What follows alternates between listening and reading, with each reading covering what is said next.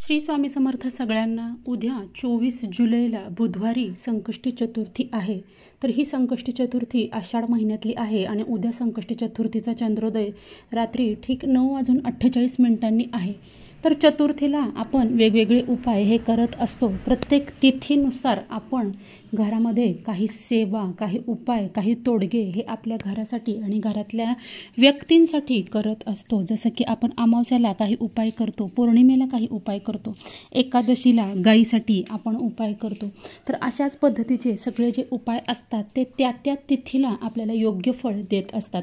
तर चतुर्थीचं आणि गणपती बाप्पांचं काय नातं आहे? संकष्टी चतुर्थी या शब्दातच त्या गोष्टीचा अर्थ आहे। संकष्टी म्हणजे संकट हरणारं। जे लोक चतुर्थी करतात त्यांना त्याचा अनुभव नक्कीच हा आलेला असेल। आपल्यावरचं संकट हा गणपती बाप्पा नेहमी टाळत असतो आणि त्याला विघ्ननाशक म्हणतात, विघ्नहर्ता म्हणतात। त्याची विघ्न, आपली भक्तांची विघ्न हे गणपती बाप्पा हरून घेत असतो। तर आपल्याला आजचा जो उपाय करायचा आहे तो प्रत्येक आईनं आपल्या मुलासाठी केला तर खूप चांगला परिणाम त्याचा दिसून येतो।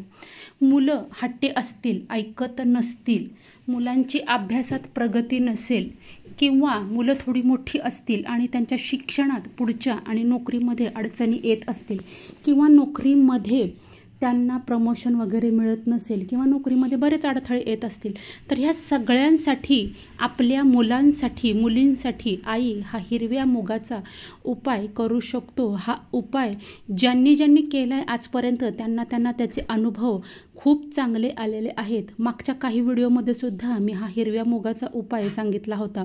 अगदी उद्याची बुधवारची संकष्टी नाही तर तुम्ही कोणत्याही संकष्टी चतुर्थीला, अंगारकी चतुर्थीला, फक्त चतुर्थी असणं गरजेचं आहे। संकष्टी चतुर्थीला आपल्याला हा हिरव्या मुगाचा उपाय हा करायचा आहे। त्यासाठी आपल्याला फक्त 108 अखंड हिरवे मूग लागणार आहेत आणि 108 हिरवे मूग म्हणजे साधारण 2 ते 3 चमचे, जे की आपल्या घरामध्ये हे कायम आपल्याला मिळतात। त्यामुळे बाहेरून काही गोष्टी आणायची गरज नाही आहे, पैसा खर्च करण्याची गरज नाही आहे। फक्त हे मूग घेताना खराब मूग घेऊ नका, कीड लागलेले तुटके मूग घ्यायचे नाही आहेत। अखंड चांगल्या स्थितीतले 108च फक्त आपल्याला मूग घ्यायचे आहेत। त्यानंतर बुधवारी संकष्टी चतुर्थीच्या दिवशी काय करायचं आपल्याला? सकाळी लवकर उठून आपली पूजा अर्चा, स्नान वगैरे सगळं झाल्यानंतर तुम्ही आपल्या घरातली देवपूजा जेव्हा करता तेव्हा जर का तुमच्या घरामध्ये देवबाप्पाची मूर्ती असेल, गणपती बाप्पांची मूर्ती असेल तर तिला अभिषेक आवर्जून संकष्टी चतुर्थीला घालायचा आहे। संकष्टी चतुर्थीला गणपती बाप्पाला अभिषेक केल्यामुळं तुमच्यावरची जी काही अरिष्ट येणार असतं ते टळतं असं म्हणतात। त्यामुळं पंचामृतानं अभिषेक करा, त्यानंतर जलानं अभिषेक करून मूर्ती स्वच्छ करून देवाऱ्यात मांडायची।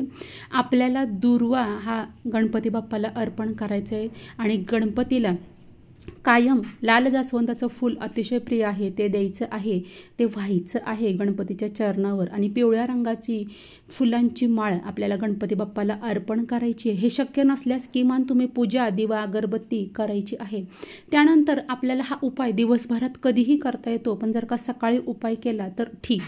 तर सकाळी आपल्याला देवपूजा झाल्यानंतर आपल्याला एक हिरवं छोटंसं कपडा घ्यायचं आहे। तुम्हाला पूजेच्या दुकानामध्ये कुठेही हिरव्या रंगाचा कपडा मिळेल किंवा अगदी आपल्या घरामधलं हिरव्या कलरचं ब्लाऊज पीस जे असतं त्याचा अगदी थोडा तुकडा घ्यायचा आहे की ज्यामध्ये हे 108 हिरव्या मुगांची पोटली आपल्याला बनवता येईल, आपल्याला त्याला गाठ मारता येईल अशा पद्धतीने। पण तुकडा हिरवा जो असेल कपड्याचा तो नवीन असला पाहिजे, जुना खराब पारुसा तुकडा घ्यायचा नाही आहे कुठल्याही कपड्यांचा, कारण हा उपाय आपण गणपती बाप्पांकडं करणार आहे आपल्या मुलांसाठी। तर 108 जेव्हा आपण मूग मोजून घेतो तेव्हा एखादं ताम्हण, ताट किंवा पाट घ्यायचं आहे, आपल्या देवाऱ्यासमोर ठेवायचं आहे।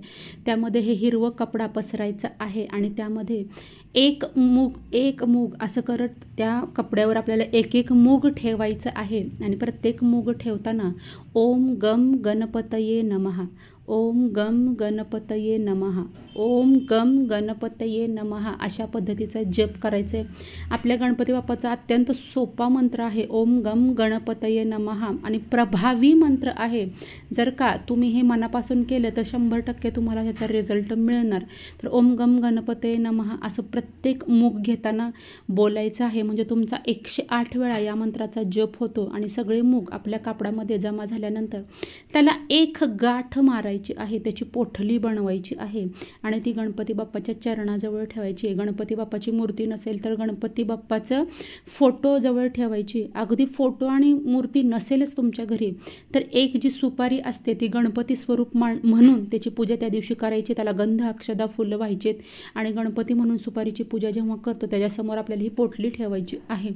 गणपतीची पूजा कुठल्याही कार्यामध्ये कुठल्याही चांगल्या गोष्टीची सुरुवात करताना सगळ्यात आधी गणेश वंदन करतात, कारण येणाऱ्या कार्यामध्ये विघ्न येऊ नये म्हणून गणपती बाप्पाची आराधना आपण करत असतो. तर अशा पद्धतीनं आपल्याला पोटली गणपती बाप्पाजवळ ठेवायची. हा उपाय सकाळी केला तर संध्याकाळपर्यंत आपल्याला ती पोटली गणपती बाप्पाजवळ ठेवायची. समजा संध्याकाळी रात्री तुम्ही हा उपाय केला तर रात्रभर ही पोटली आपल्याला गणपती बाप्पाजवळ ठेवून द्यायची. दुसऱ्या दिवशी सकाळी आपल्याला काय करायचं आहे, ही जी पोटली असेल ती जवळच्याच गणपती मंदिरात आपल्याला जायचं आहे आणि जवळच्या मंदिरामध्ये आपल्याला ठेवायचे. पण त्याआधी संकष्टीच्या रात्री ह्या पोटलीचं आपल्याला काय करायचे ते उपाय महत्त्वाचा आहे.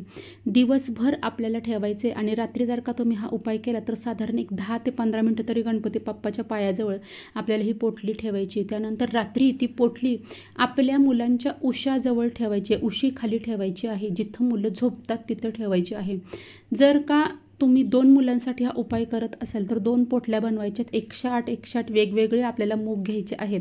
जर का तुमची मुलं घरात राहत नसतील म्हणजे हॉस्टेलवर राहत असतील किंवा नोकरीनिमित्त बाहेरगावी असतील तर मुलांचं जे कपाट असतं त्या कपाटामध्ये ठेवू शकता किंवा मुलांचा एखादा कपडा असतो त्या कपड्यामध्ये ही पोटली ठेवू शकता.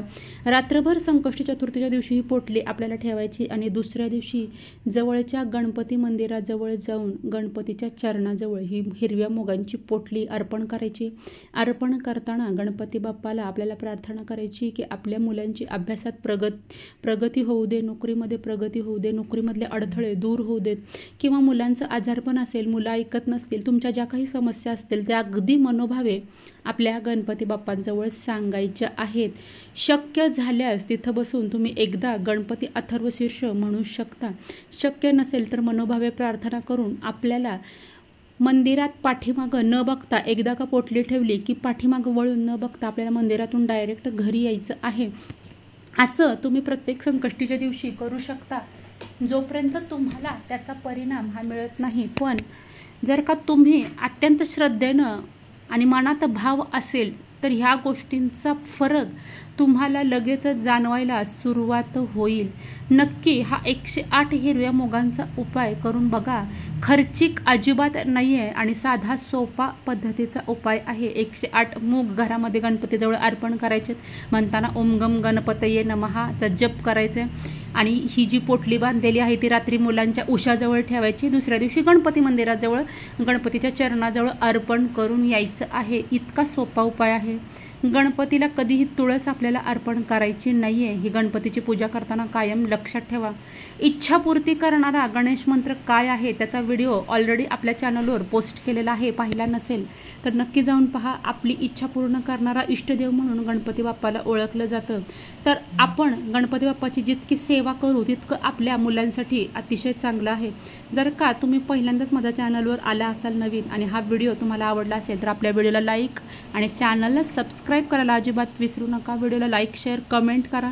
लवकरच भेटूया अशाच एखाद्या छानशा माहितीसोबत नवीन व्हिडिओमध्ये. तोपर्यंत माझ्याकडून सगळ्यांना श्री स्वामी समर्थ.